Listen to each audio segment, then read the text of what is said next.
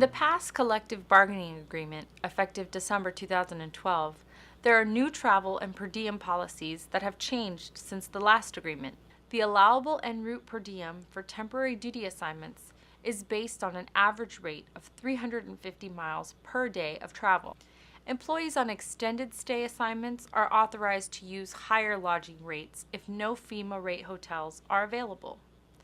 Employees on extended stay assignments who can't find lodging with adequate kitchen facilities should first seek assistance from their manager. But if no such facilities can be found, employees will receive the full meals and incidental expenses, or M&IE reimbursement. If lodging with adequate kitchen facilities is available, the reduced M&IE rate will apply.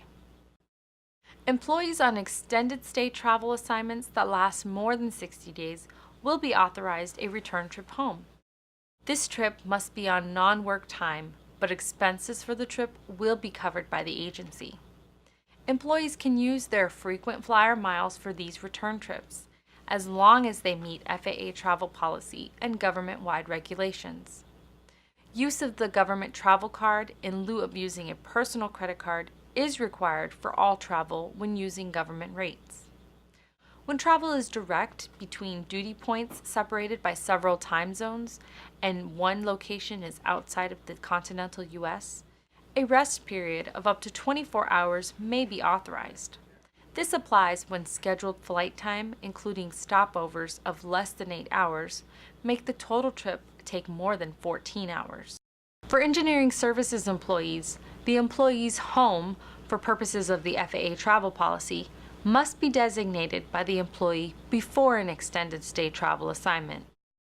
Any change to this designation has to be communicated to the agency as soon as possible. The designation of an employee's home is based on if the employee has a residence, that place will be the employee's home.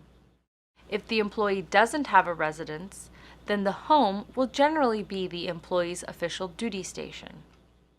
The employee can elect an alternate location to be designated as his or her home if there is a reasonable connection to that alternate location. Upon request, employees can use recreational vehicles for long-term or continuous travel. In this case, allowable lodging costs can include monthly telephone use fees and other reasonable and customary fees normally charged at an RV facility. Flight Inspection Services crew members will provide the Flight Inspection Central Operations, or FICO office, their travel itinerary when commercially traveling to or from assignments. This normally happens before traveling. On an international commercial itinerary, crew members will travel together for security and mission concerns. Exceptions to this policy must be approved in advance by the agency. Mileage reimbursement for personally operated vehicles used for work-related activities will be paid based on the current GSA rate listed in the FAA travel policy. When possible, the agency will provide employees at least 30 days notice of the beginning and end dates of TDY location assignments, and any interruption of TDY assignments.